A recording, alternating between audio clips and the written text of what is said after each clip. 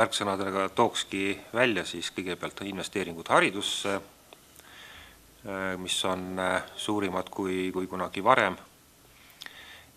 Teise asjana tooks kindlasti välja kõik see, mis on seotud ühistranspordiga, investeeringud ühistransporti,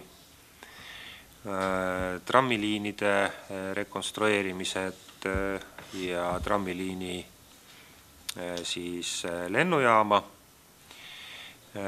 veeremi uuendamised, veeremi rekonstrueerimised, nii et kokkuvõttes kindlasti võib ka ühtepidi nimetada seda aastat ühistranspordi aastaks.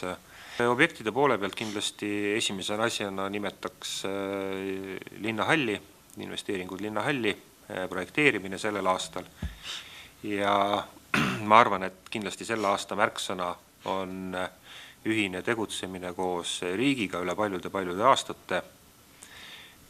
See kindlasti mõjutab väga oluliselt seda, mis Tallinnas toimub.